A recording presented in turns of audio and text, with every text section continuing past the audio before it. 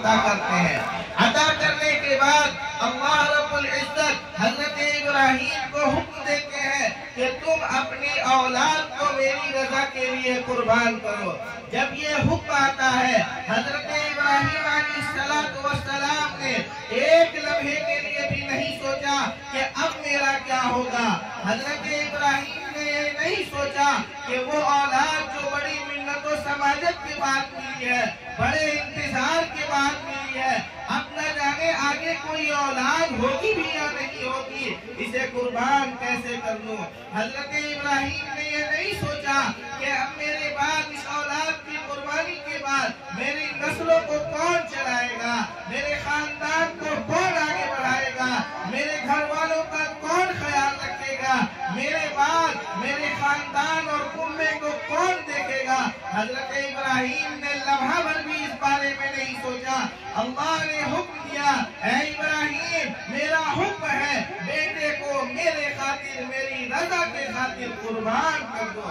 حضرت ابراہیم علیہ السلام قربانی کے لیے تیار ہو جاتے ہیں، لے کر وادی مینا میں جاتے ہیں، بیٹے کو لٹاتے ہیں اور کہتے ہیں یا بنیا انی ارا فی المنام انی اذبحک ماذا تری۔ اے بیٹے میں نے خواب میں دیکھا ہے کہ میں تجھے ذبح کر رہا ہوں، بتا اس بارے میں تیری کیا رائے ہے، تو کیا چاہتا ہے۔ میرے دوست و بزرگوں، حضرت ابراہیم علیہ السلام نے اپنے بیٹے کو لٹایا اور لٹانے کے بعد اپنے آنکھوں پر پٹی باندھ لی کہ کہیں شفقت پیدری غالب نہ آ جائے اور یہ ہاتھ چھری چلانے سے رک نہ جائے۔ حضرت اسماعیل علیہ السلام ہے، چھری چلوانے کو تیار ہے، لمحہ بھر کے لیے بھی نہیں سوچا کہ اب تو میرا خاتمہ ہونے والا ہے، ابھی تو میں بڑا ہی ہو رہا ہوں، ابھی تو نوجوان ہوں، ابھی تو میں نے زندگی بھی نہیں گزاری ہے،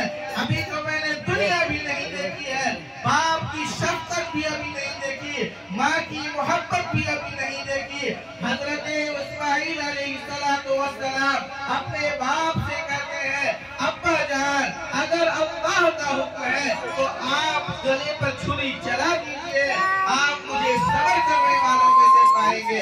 میرے دوستو بزرگوں، باپ چھری چلانے کو تیار ہے، بیٹا چھری چلوانے کو تیار ہے، بیٹا الٹا لیٹ جاتا ہے کہیں محبت غالب نہ آ جائے، باپ آنکھوں پر پٹی باندھ لیتا ہے کہیں محبت غالب نہ آ جائے اور اللہ کا حکم پورا کرنے سے نہ رک جائے۔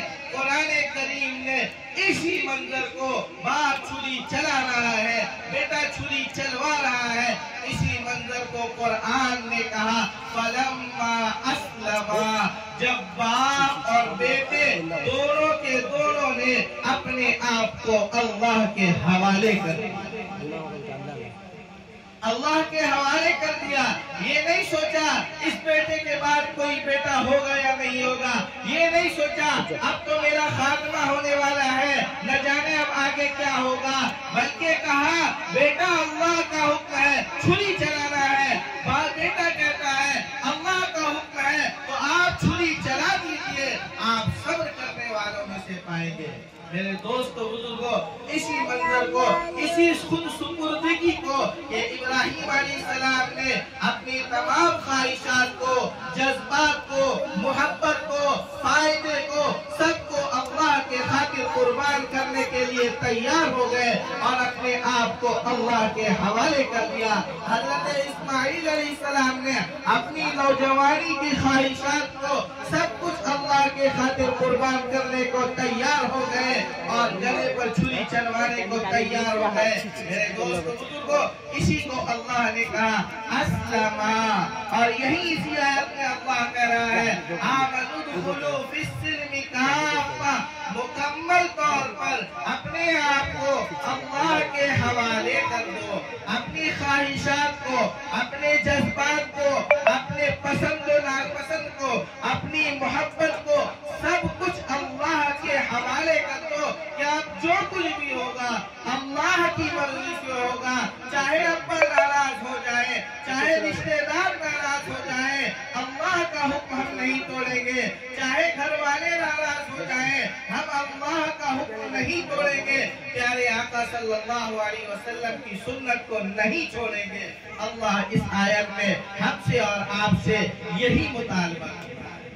حضرات محترم، شادی کا موقع ہے، اس موقع پر نہ جانے کتنی رسم و رواج ہمارے درمیان موجود ہیں، ایسے ایسے رسم و رواج جس کا شریعت سے کوئی تعلق نہیں، صرف اپنی خواہشات کو پوری کرنے کے لیے، صرف اپنے جذبات کو پوری کرنے کے لیے، صرف رشتہ داروں کو خوش کرنے کے لیے، صرف پڑوسیوں کو خوش کرنے کے لیے، بھائی ناراض نہ ہو جائے، بہنوئی ناراض نہ ہو جائے، بھابھی ناراض نہ ہو جائے، سالی ناراض نہ ہو جائے، سمجھی ناراض نہ ہو جائے، ان باتوں پر نہ جانے ہم کتنی ایسے رسم و رواج کو اپنا چکے ہیں جس کو ادا کرتے وقت، جس کو پورا کرتے وقت اللہ کے حکم ٹوٹتے ہیں۔ پیارے آقا صلی اللہ علیہ وسلم کی سنتوں پر چھریاں چلتی ہیں لیکن ہمیں احساس نہیں ہوتا، ہم تو مزے میں ہیں،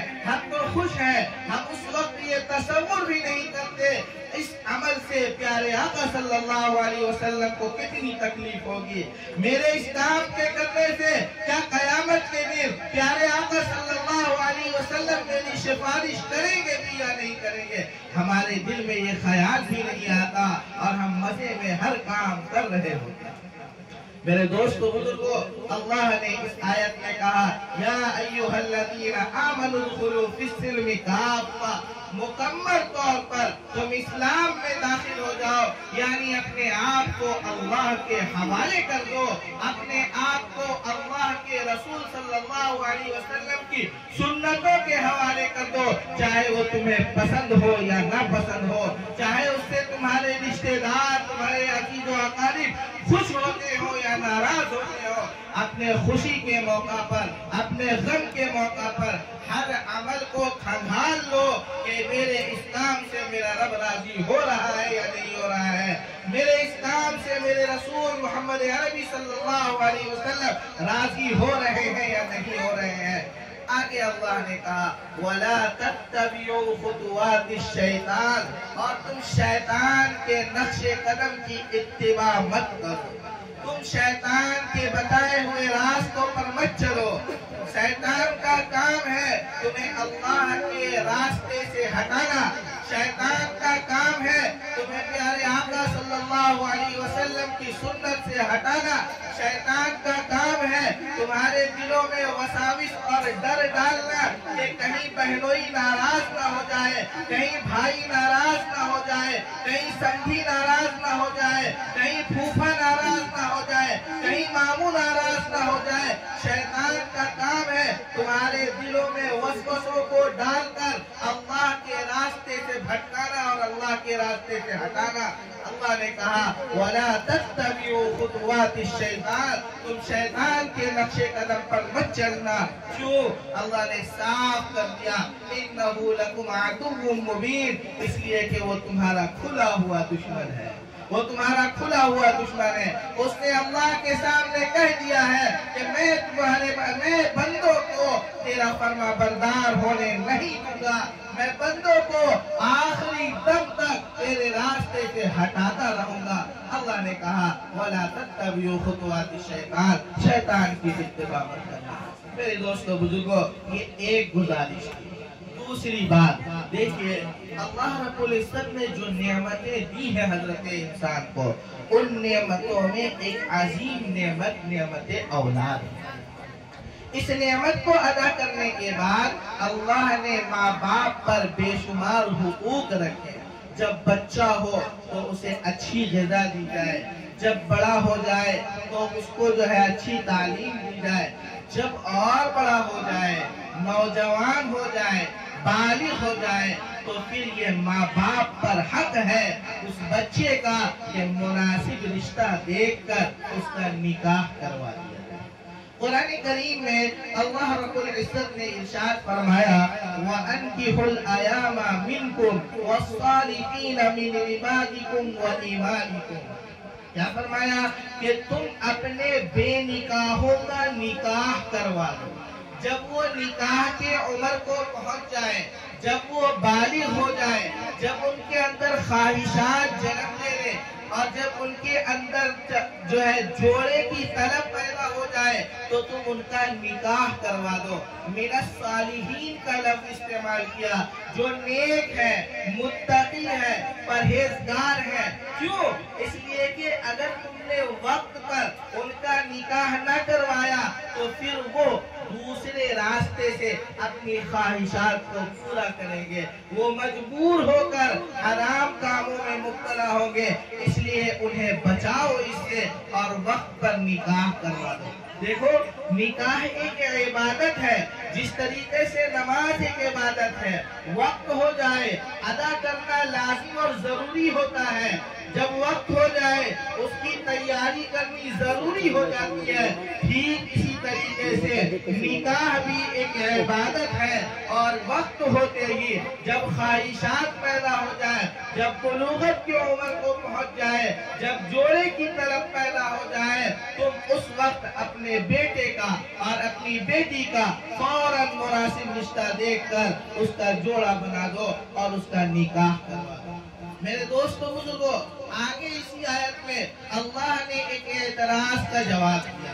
ہمارے دل میں یہ خیال آتا ہے، بچے کی عمر تو ہو گئی ہے لیکن ابھی ٹھیک سے کماتا نہیں ہے، بچے کی عمر تو ہو گئی ہے لیکن ابھی گھر بنا نہیں ہے، بچے کی عمر تو ہو گئی ہے لیکن اس کی کمائی اسی کو پورا نہیں ہوتا، ابھی اور اچھا کما لے اور پیسے جمع کر لے، ویل سیٹلڈ جس کو کہتے ہیں ہم اپنی زبان میں، وہ ہو جائے، اس کے بعد ہم اس کا نکاح کروا دیں گے۔ اور نہ جانے کتنی عمریں اس انتظار میں نکل جاتی ہے۔ اللہ نے اسی سوال کا جو ہمارے اور آپ کے دل میں پیدا ہوتا ہے اس آیت میں آگے جواب دیا، وَإِن يَكُونُوا فُقَرَاءَ يُغْنِهِمُ اللَّهُ مِن فَضْلِهِ، کہ اگر وہ بچہ، اگر وہ لڑکا تنگ دست ہوگا، کم کماتا ہوگا، اس کے کمائی خود اس کو پورے نہیں ہوتے ہوں گے، اللہ اپنے فضل سے اس کے مالدار کر دے گا، اللہ اپنے فضل سے اس کی کمائی میں برکت دے گا۔ مفسرین نے اس کے دو باتیں بیان کی ہے، کہا کہ اللہ جو کمائی ہوتی ہے اس میں اتنا برکت دے دیتا ہے کہ وہ دو لوگوں کو کافی ہونے لگتے ہیں، اور دوسرا مطلب یہ بیان کیا کہ اللہ کاروبار کو بڑھا دیتے ہیں، وہ جس کام کو کر رہا ہوتا ہے اللہ اس میں برکت ڈالتے ہیں، ایک سے دو کر دیتے ہیں، اس طریقے سے اللہ اپنے فضل سے اسے مالدار کرتے ہیں۔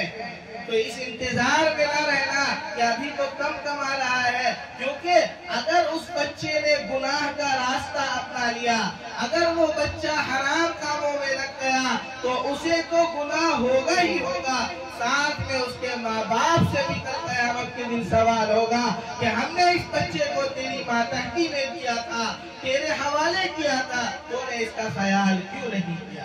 تو میرے دوستو بزرگوں، یہ پہلا اسٹیپ ہے، پہلا اسٹیپ کہ جب بچہ بالغ ہو جائے تو فوراً اس کا رشتہ لگاؤ اور اس کے لیے مناسب جوڑے کا انتظام کرو اور اس کا نکاح کرواؤ۔ یہ پہلا اسٹیپ ہے نکاح کا۔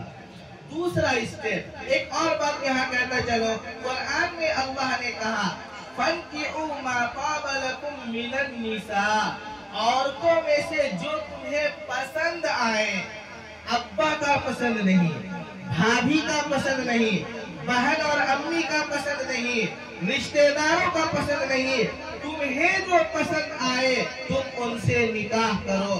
آج ہمارے یہاں یہ بالکل فوت ہوتا جا رہا ہے، یا ہم اتنا آگے بڑھ گئے ہیں کہ بے حیائی پر اتر آئے۔ بے حیائی کیسے کہ ہم خود پسند کر لیتے ہیں اور آ کر گھر والوں کو مجبور کرتے ہیں کہ فلاں جگہ میرا نکاح کرواؤ، یہ بے حیائی ہے۔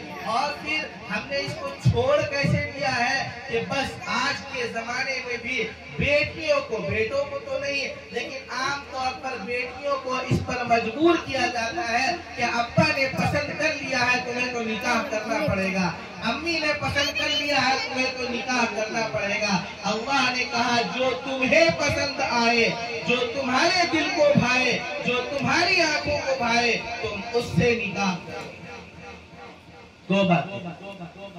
اب چلیے اگلا اسٹیج، بیٹا بالغ ہو گیا، بیٹی بالغ ہو گئی، نکاح کے عمر کو پہنچ گیا، اب کیسا رشتہ تلاش کیا جائے؟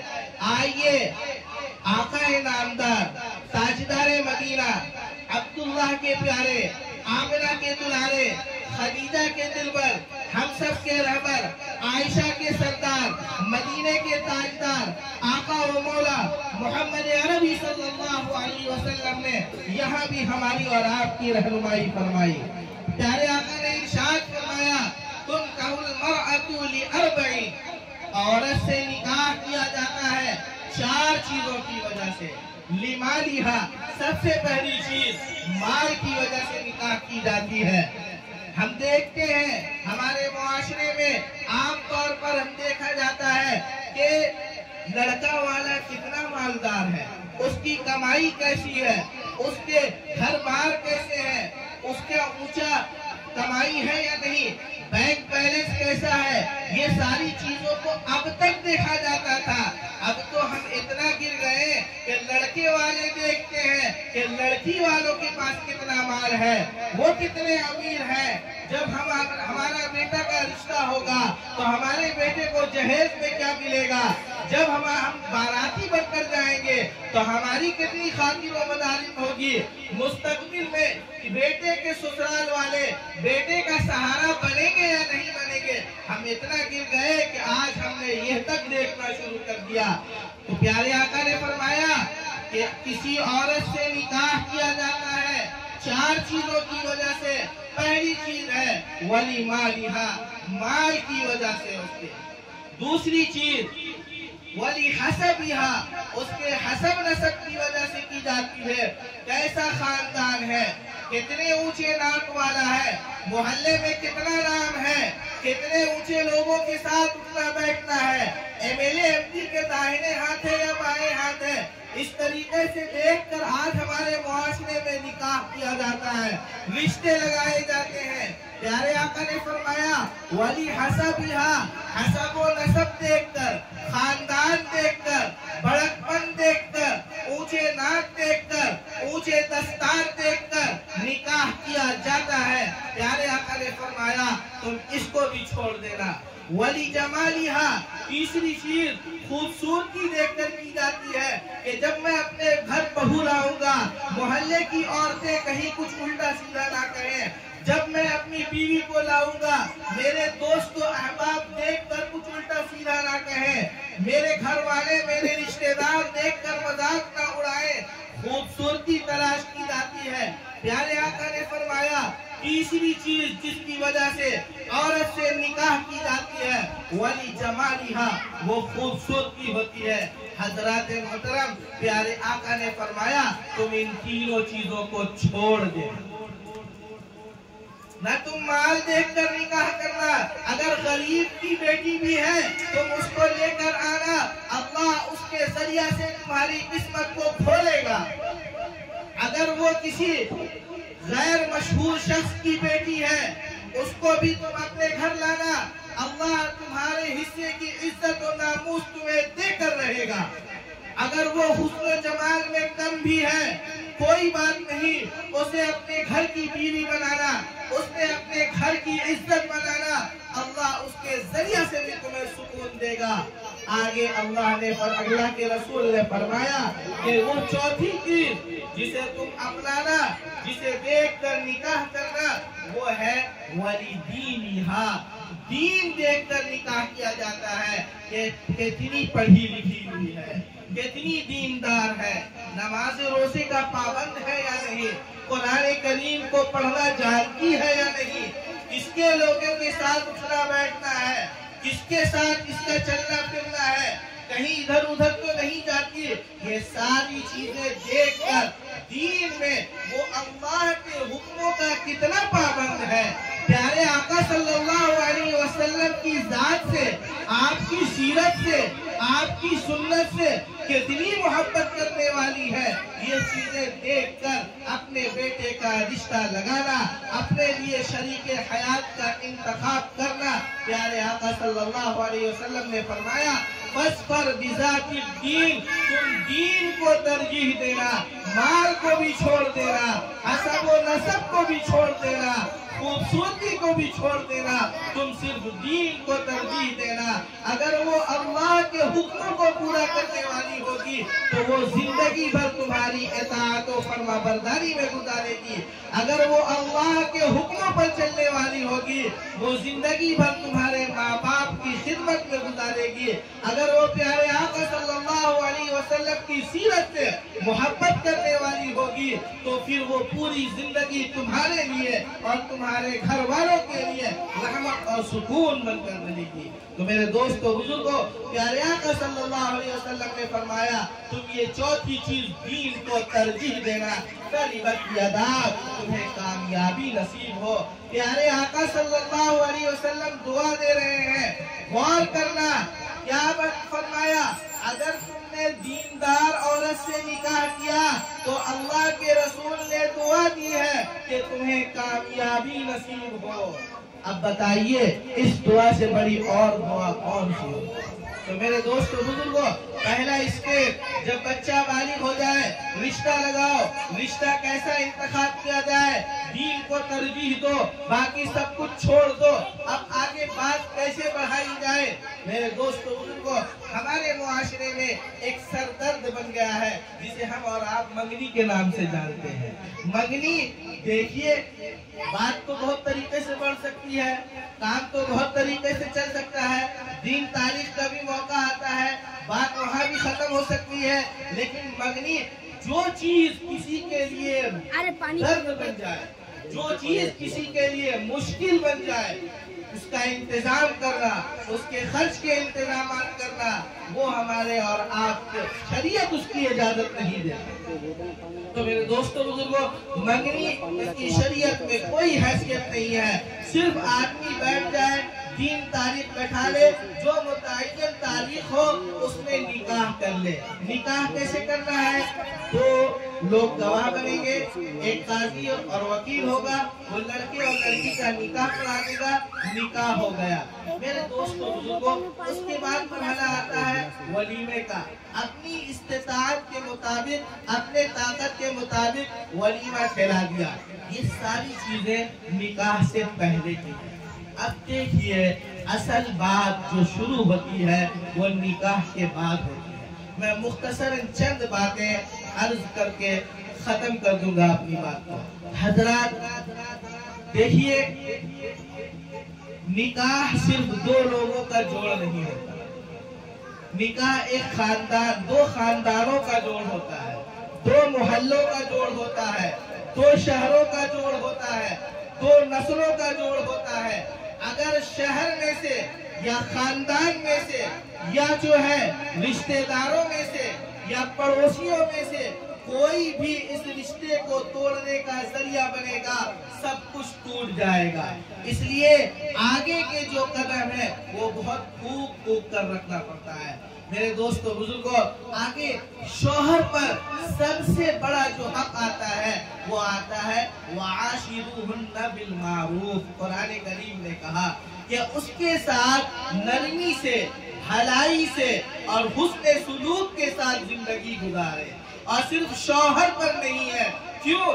इसलिए कि निकाह सिर्फ दो रिश्तों का जोड़ नहीं है, दो शख्सों का जोड़ नहीं है, बल्कि ये हुस्न सुलूक शौहर के घर वालों पर भी आता है। अगर आपने अपने घर बहू लाया है तो आपके घर में उसे सेटल होने में कम से कम जिंदगी लगती है। 5 साल, 10 साल, 20 साल आपकी मर्जी के मुताबिक ढलने में उसे लगती है।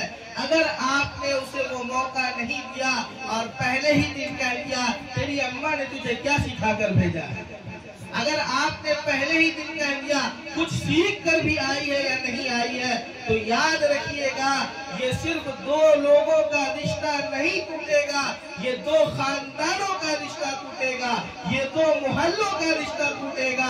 याद रखिएगा ये आने वाली दो नस्लों का रिश्ता टूटेगा।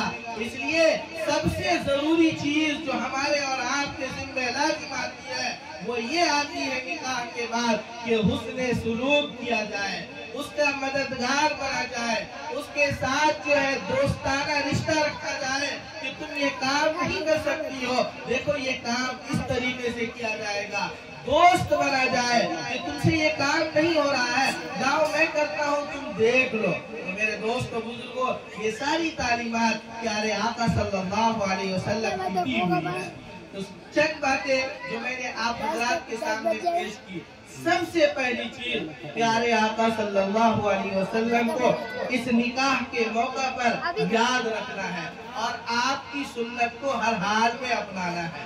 اس بات کا خیال رکھنا ہے کہ کسی بھی فنکشن میں کوئی ہم سے ایسا عمل نہ ہو جس سے میرا رب ناراض ہو جائے، پھر چاہے ہمارے رشتہ دار ناراض ہو جائے۔ پیارے آقا نے فرمایا لا طاعت لمخلوق فی معصیت الخالق، اللہ کی ناراضگی کے آگے مخلوق کی نافرمانی کی ناراضگی کی کوئی حیثیت نہیں۔ یعنی پہلے تم اللہ کو راضی کرنے کا خیال کرو، اس کے بعد کسی اور کی ناراضگی اور رضا کو دیکھو۔ دوسرا کام پیارے آقا صلی اللہ علیہ وسلم نے فرمایا من تمسک بسنتی عند فساد امتی، جس شخص نے مضبوطی کے ساتھ میری سنت کو تھامے رکھا، ایسے موقع پر جب میری سنت کی دھجیاں اڑائی جا رہی ہو، جب میری سنت سے منہ موڑا جا رہا ہو، رسم و رواج کو اپنایا جا رہا ہو، تو جس شخص نے میری سنت کو مضبوطی سے تھامے رکھا، اس شخص کو فلہ اجر 100 شہید، اسے 100 شہید کا ثواب ملے گا۔ تو میرے دوستو بزرگوں، یہ دو کام ہمیں کرنا ہے، اللہ کے حکم کو ہر حال میں خیال رکھنا ہے، پیارے آقا کی سنت کا ہر حال میں خیال رکھنا ہے۔ دوسرا کام جو میں نے کہا، نکاح کا جو ترتیب میں نے بتایا شریعت میں کہ پہلے رشتہ دیکھا جائے، رشتہ کیسے دیکھا جائے، پھر آگے دن تاریخ رکھی جائے، پھر جو ہے ان تمام مراحل میں صرف ایک بات کا خیال کرنا، اس بات کا یہ خیال کرنا کہ بھلے ہی اللہ نے آپ کو مال دیا ہوگا، بھلے ہی اللہ نے آپ کو دولت و ثروت عطا کی ہوگی، اس بات کا ضرور خیال کرنا کہ آج میں اپنے بیٹے کا نکاح کر رہا ہوں، میں وہ تمام کام کروں گا کہ جب میرا بھائی کل اپنے بیٹے کا نکاح کرے گا تو اسے کسی لمحے میں شرمندگی کا احساس نہ کرنا پڑے کہ میرے بھیا نے اپنے بیٹے کی شادی میں یہ کیا تھا، ہائے میں تو غریب ہوں، میں یہ کام نہیں کر سکتا۔ ان تمام رسم و رواج کو ختم کر دیجئے گا جو آپ کے لیے، آپ کے رشتہ داروں کے لیے، آپ کے پڑوسیوں کے لیے مصیبت۔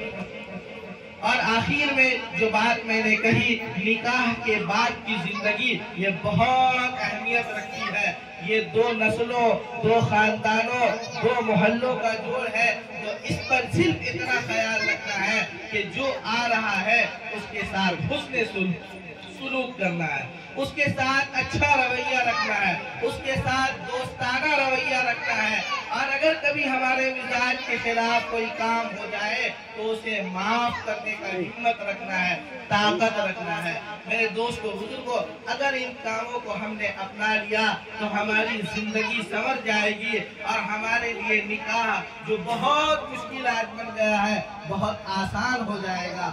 اللہ رب العزت سے دعا ہے، اللہ رب العزت ہمیں اور آپ کو اپنے حکم کے مطابق اور پیارے آقا صلی اللہ علیہ وسلم کی سنت کے مطابق اس عظیم سنت کو ادا کرنے کی توفیق عطا فرمائے، ہم سے اور آپ سے راضی ہو جائے، پیارے آقا صلی اللہ علیہ وسلم کی سفارش ہمیں اور آپ کو نصیب فرمائے۔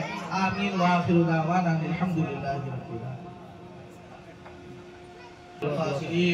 اللهم اغفر لي ولوالدي وللمؤمنين يوم يقوم الحساب، اللهم اغفر لي ولوالدي وللمؤمنين يوم يقوم الحساب، اللهم اهدنا فيمن هديت وعافنا فيمن عافيت وتولنا فيمن توليت وبارك لنا فيما أعطيت وقنا شر ما قضيت، إنك تقضي ولا يقضى عليك وإنه لا يذل من واليت وإنه لا يئس من آديت، تباركت ربنا وتعاليت۔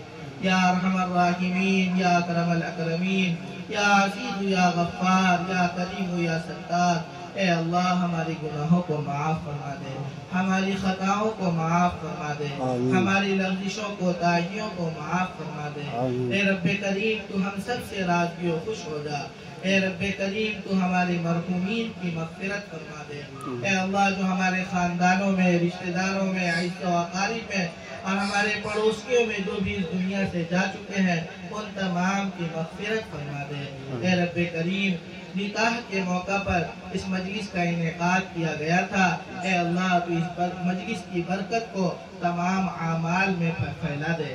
اے رب کریم نکاح کو پیارے آقا صلی اللہ علیہ وسلم کی سنت کے مطابق ادا کرنے والا بنا دے۔ اے اللہ جس سے پیارے آقا کو تکلیف پہنچے، جس سے آپ کو تکلیف پہنچے، ان تمام مراحل میں ان کاموں سے ہمیں بچنے والا بنا دے۔ اے اللہ جو نکاح ہونے والا ہے اس میں جتنی بھی رکاوٹیں، مصیبتیں، پریشانیاں آنے والی ہیں، اے رب کریم ان تمام کو دور فرما دے۔ اے اللہ جو رسم و رواج عام ہو چکے ہیں ان رسم و رواج سے ہمیں بچنے والا بنا دے۔ ہر عمل میں پیارے آقا صلی اللہ علیہ وسلم کی سنت کو زندہ کرنے والا بنا دے۔ ہمارے دل میں پیارے آقا صلی اللہ علیہ وسلم کی سچی محبت نصیب فرما دے۔ اے اللہ جو نکاح ہونے والا ہے اسے دو خاندانوں، دو رشتہ داروں اور اے اللہ دو نسلوں کے جڑنے کا ذریعہ بنا دے۔ اے اللہ آپس میں بھائی چارگی، محبت، اتفاق کا ذریعہ بنا دے۔ اے اللہ جن کاموں سے رشتے ٹوٹتے ہیں، ناراضگیاں پیدا ہوتی ہیں، دوریاں بڑھتی ہیں، اللہ ان کاموں سے ہمیں اور ہم سب کو بچنے والا بنا دے۔ اے رب کریم تو ہم سب کو صراط مستقیم پر چلا۔ اے اللہ جب تک زندہ رہے اسلام پر زندہ رکھ۔ اے اللہ جب اس دنیا سے رخصت ہو زبان پر کلمہ لا الہ الا اللہ کا ورد جاری ہو۔ اے رب کریم تو ہم سب کو معاف فرما دے اور ہم سب کی دعاؤں کو اپنے فضل و کرم نبی اکرم صلی اللہ علیہ وسلم کے صدقہ طیب میں قبول فرما لے۔ ربنا تقبل منا انك انت السميع العليم وتب علينا انك انت التواب الرحيم وصلى الله تعالى عليهم اجمعين برحمتك يا ارحم